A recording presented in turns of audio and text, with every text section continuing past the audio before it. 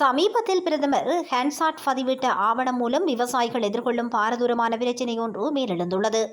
அரசாங்கத்தின் கூற்றுப்படி 9,96,992 விவசாயிகள் உர மானியத்திற்கு உறுத்துடையவர்களாக காணப்படுகின்றனர். இவர்களுக்கு உர மானியமாக ரூபாய் 15,000 மற்றும் ரூபாய் 10,000 என 2 கட்டங்களாக மொத்தம் 25,000 ரூபாய் வழங்கப்பட உள்ளன. இதுவரை 6,84,194 விவசாயிகளுக்கு 15,000 மானியத்தை பெற்றுள்ளனர். அதாவது 69% இது கிடைத்துள்ளன. 31% அதாவது 3,12,798 பேருக்கு இது இன்னமும் கிடைக்கவில்லை. 15,000 ரூபாய் மானியத்திற்கு உறுத்துடைய ஏனைய 3,12,798 விவசாயிகளுக்கு எப்போது இந்த மானியம் வழங்கப்படும்? அவ்வாறு மானியம் வழங்கப்படும் திகதியை அறிந்து கொள்ள விரும்புகின்றோம் என்று எதிர்க்கட்சி தலைவர் தெரிவித்தார்.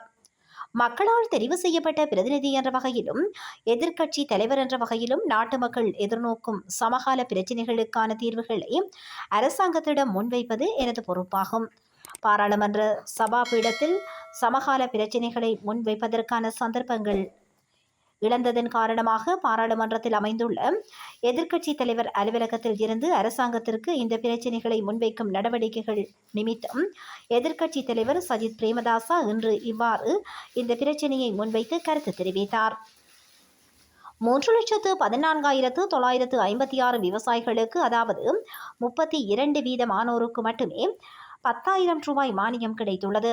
6,82,041 விவசாயிகளுக்கு அதாவது 68% இன்னும் கிடைக்கவில்லை. 10,000 ரூபாய் மானியத்தை எஞ்சிய 6,82,041 பேருக்கும் வழங்கும் தேதியை அறிய விரும்புவதாகவும் எதிர்க்கட்சி தலைவர் தெரிவித்தார்.